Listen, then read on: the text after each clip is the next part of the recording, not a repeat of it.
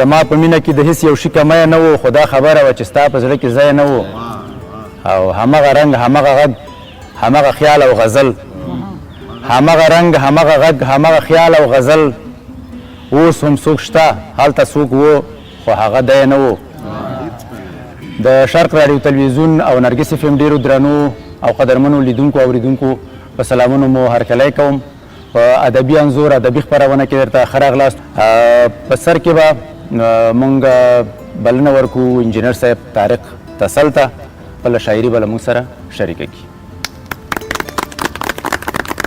زم په خپل ور سره د شرق تلویزیون ټولو لیدونکو اوریدونکو ته د اختر مبارکي او سلامونه وایم، او د ناستو ملګرو په شمول باندې استاد تاسو ته اوهو دا په څومره سخت حالت کې ژوندی پاتې دی، ګل د اغزیو په مالت کې ژوندی پاتې دی.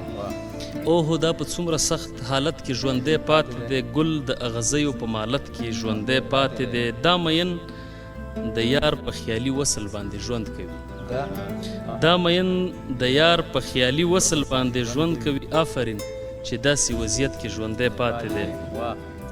او استاد دغه بیت چې دنګ قامت د خاورې د ساتلو په سر خاورې دی، دنګ قامت د خاورې د ساتلو په سر خاورې شو، ظاهراً به مړ خو حقیقت کې ژوندی پاتې دی. هیڅ د ګلورین وجود لذت کې ژوندی پاتې دی. ته د خپل وطن دغه بې خونده تابلو وګوره، یو په محبت مړ بل نفرت کې ژوندی پاتې دی. اوس په یو غزل ویم استاده چې پر ځان د مینتوبې دسیسې کړې راته جوړې، پر ځان د مینتوبې دسیسې کړې راته جوړې، اظهار ته بیا بندې دروازې کړې راته جوړې. پر ځان د مینتوبې دسیسې کړې راته جوړې، اظهار ته بیا بندې دروازې کړې راته جوړې. بیدار صاحب وایي چې جانان مې د سرسختو مذهبیانو له کاله دی، جانان مې د سرسختو مذهبیانو له کاله دی، له خپلې غاړکۍ نه یې تسبیح کړې راته جوړې. مننه. وایي جانان مې د سرسختو مذهبیانو له کاله دی، له خپلې غاړکۍ نه یې تسبیح کړې راته جوړې. ما تا پورې د پاتې ژوند اسرې ټولې تړلې، ما تا پورې د پاتې ژوند اسرې ټولې تړلې، خو تا د دې نه بل ډول کیسې کړې راته جوړې. ډېر ښایسته.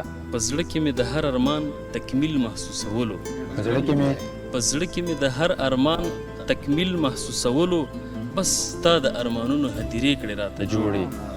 ستا یاد کې چې د خوب غېږې ته لاړم متصله، ستا یاد کې چې د خوب غېږې ته لاړم متصله، کوم چا زموږ د وصل خوږې شپې کړې راته جوړې. ډېره مننه، ډېره مننه.